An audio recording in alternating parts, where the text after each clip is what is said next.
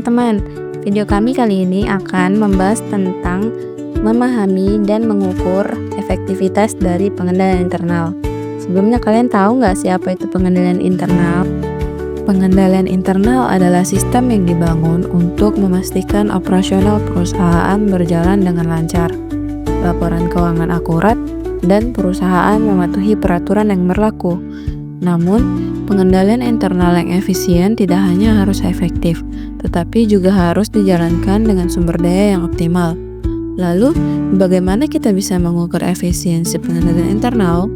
Langkah pertama untuk memastikan efisiensi pengendalian internal adalah dengan merancang kebijakan yang tepat. Manajer harus memastikan bahwa prosedur yang ada cukup efisien untuk mencapai tujuan perusahaan tanpa membebani sumber daya yang tersedia. Pengendalian internal yang efisien tidak hanya mengurangi resiko, tetapi juga memaksimalkan penggunaan sumber daya yang ada. Namun, ketika pengendalian internal tidak berjalan sebagaimana mestinya, seperti yang ditemukan pada laporan keuangan yang tidak sesuai, kita mulai melihat bagaimana ketidakefisienan dapat muncul. Ketidakberesan ini mungkin disebabkan oleh prosedur yang terlalu rumit atau tidak cukup terintegrasi dengan sistem operasional perusahaan. Untuk menilai sejauh mana pengendalian internal diterapkan secara efisien, manajer akan melibatkan auditor eksternal. Auditor akan memeriksa seluruh sistem pengendalian internal untuk mengevaluasi apakah prosedur yang ada memaksimalkan hasil dengan sumber daya yang minimal. Selama pemeriksaan, auditor akan menilai berbagai aspek pengendalian internal, mulai dari prosedur pencatatan, transaksi, hingga rekonsiliasi laporan keuangan. Mereka akan memeriksa apakah setiap langkah dilakukan dengan cara yang paling efisien, mengurangi pemborosan waktu, tenaga, dan biaya. Auditor kemudian mewawancarai karyawan untuk memahami lebih lanjut tentang pelaksanaan prosedur pengendalian internal dalam operasional sehari-hari.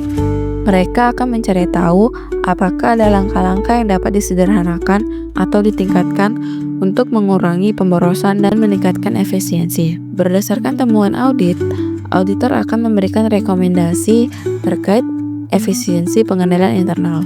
Jika ditemukan prosedur yang tidak efisien, auditor akan menyarankan langkah-langkah untuk memperbaiki proses tersebut, seperti mengotomatiskan tugas yang berulang, mengurangi redundasi, atau meningkatkan pelatihan karyawan.